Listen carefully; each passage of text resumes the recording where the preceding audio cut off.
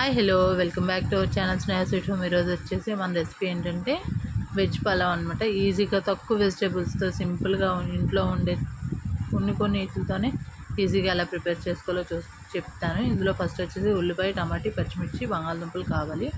దీంట్లో వచ్చేసి first stove పైన ఒక కుక్కర్ పెట్టుకొని దాంట్లో 3 టేబుల్ స్పూన్స్ ఆయిల్ వేసుకోవాలి. అది కొద్దిగా హీట్ అయిన తర్వాత ఇందులో బిర్యానీ ఆకు, ఒక జాపత్రి, కొద్దిగా షాజీరా వేసుకొని బాగా వేయించుకోవాలి. అవి కొద్దిగా వేగిన తర్వాత అందులో 2 రెమ్మల కరివేపాకు వేసుకొని వేయించుకోవాలి.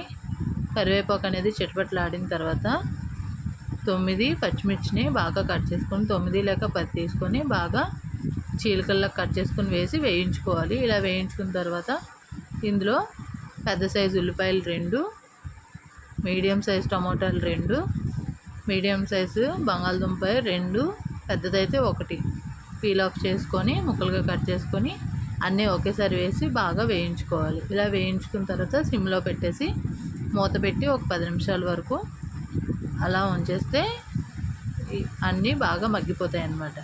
దీనికి వచ్చేసి నేను రైస్ 2 పావులు తీసుకున్నాను, అంటే 2 కప్పులు తీసుకున్నాను. 2 కప్పుల రైస్కి 4 కప్పులు వాటర్ అనమాట. ఇది చూసారా, కొద్దిగా బాగా మగ్గిపోయాయి అన్నమాట. ఇప్పుడు ఇందులోకి వచ్చేసి ఒక చిన్న ముక్క అల్లం, ఒక వెల్లుల్లిపాయ తీసుకొని బాగా దంచి వేస్తున్నానండి. దంచి వేస్తే మంచి టేస్ట్ వస్తుంది. మీ దగ్గర పేస్ట్ ఉన్నా వేసుకోండి, అది కూడా టేస్టే ఉంటుంది, కానీ ఇది కొద్దిగా మంచి స్పైసీ టేస్ట్ వస్తుంది అన్నమాట. ఇలా దంచేసి వేసుకున్న తర్వాత ఇలా బాగా కలుపుకొని ఇందులో వచ్చేసి ఇప్పుడు నేను 4 గ్లాసెస్ ఆఫ్ వాటర్ వేసుకున్నాను. వేసుకొని బాగా కలుపుకున్న తర్వాత ఇవి కొద్దిగా బాయిలింగ్ వచ్చేసరికి ఇందులో 1.5 టీ స్పూన్ సాల్ట్,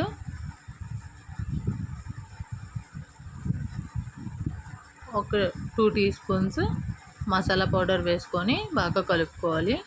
ఇలా బాగా కలుపుకున్న తర్వాత కొంతసేపటికి బాయిలింగ్ వస్తుంది. వచ్చాక అందులో వచ్చేసి మనం ముందుగా తీసుకున్న 2 గ్లాసులు రైస్ని వేసేసుకుంటాం కడిగేసి.